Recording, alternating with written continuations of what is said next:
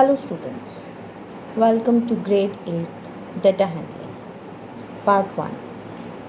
Today we will learn about the important concepts related to data handling and important definitions. In our day-to-day life, we come across information like marks obtained by the students in a class, runs scored by a player, number of questions solved by a student, etc. Information collected in all such cases is called data. If we want to do a comparative study of the given data, we do the following things. We arrange the data in systematic manner. We find average or mean.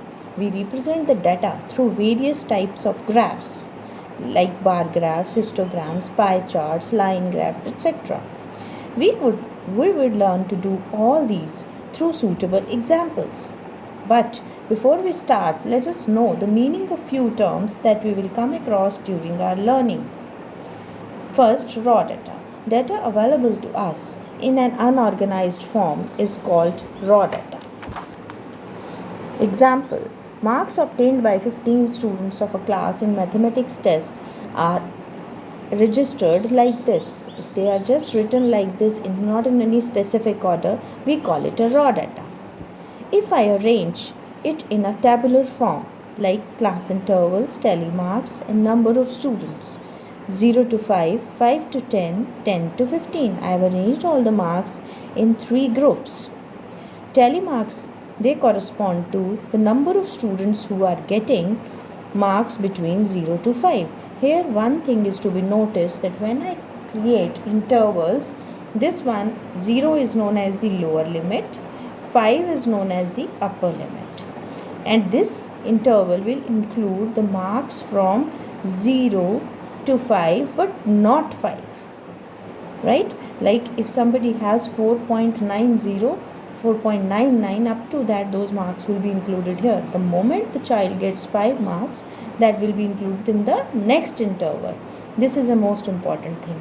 5 to 10, it will include the marks from 5 to just less than 10, that is 9.9, 9.99, but the moment it is 10, that will be included in this interval. For tally marks, we make the groups of 5. We keep on putting bars according to the observation. Like 10 will be in this, so I have put 1 bar. 5 in this, so I will put a bar here in this. Accordingly we keep on doing.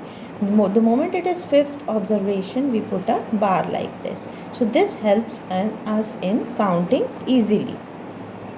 Next, we collectively count them and write them here. This is known as the frequency. What is frequency? The number of times any observation occurs is called the frequency. Now here I have written one more thing, class size. What is class size? It is the upper limit minus the lower limit. When you subtract the lower limit from the upper limit, the difference between them gives us the class size. Here in all these classes, we notice that the class size is 5. Now what is the range of the data? Range of the data is maximum value of the data minus minimum value of the data. Here observe, maximum value of the data is 15 and minimum value of the data is 0. Therefore the range will be 15 minus 0, which is equal to 15. Now students, you must be thinking that if suppose a child gets 15 marks, where will those be included? In that case, I will have to include here one more interval, which will be from 15 to 20, and all the students who have got marks between 15 to 20, or those who have got 15 marks, suppose they were the highest, so they will be included in that interval. Now the tables, this type of table in which we have organized the data is called frequency distribution table. Another type of frequency distribution table is of this form, in which the categories are mentioned, the intervals are not mentioned. In table number 1, we have shown intervals, that the data is arranged in the form of intervals and that is entered. This is table number 2, in which there are no intervals, rather categories are there. So subjects: arts, maths, science and English. The students, number of students opting for these subjects in a particular school, if they are 7, 5, 6 and 4, this is the table representing that information. Now let us notice, there are two different ways of representing the data given in these two types of tables. Data given in table 2 can be represented using the different type of a graph, that is bar graph. Whereas the data given in the table number 1 in the form of intervals, this can be represented by using the histograms. In due course we are going to learn that also. Now, types of questions that can be asked in the exam. Number first, make the frequency distribution table for the given data. Second, represent the data using bar graph or histogram as the situation may be. Observe the given bar graph or histogram and answer the questions that follow. Find mean, median, mode of the given data. Find range or class size of the given data. Now, you would be asking, what is mean? Mean is sum of all the observations upon total number of observations. We need to remember this. Mean and average is the same. Mean is equal to sum of all observations divided by total number of observations. Mode. Mode is that observation which occurs maximum number of times. Mode is that observation which occurs maximum number of times. Median. Median is the middlemost value of the data which is arranged either in ascending or descending order. Here we will learn how to find the mean. The steps that follow will be, for the given data, we will first arrange the raw data in increasing or decreasing order. Then we will look for the middlemost term. If there are odd number of terms, then we will have only one term in the middle, which will be called the median. If there are even number of terms, then we will have two terms in the middle. The average of these two terms would give me median of the data.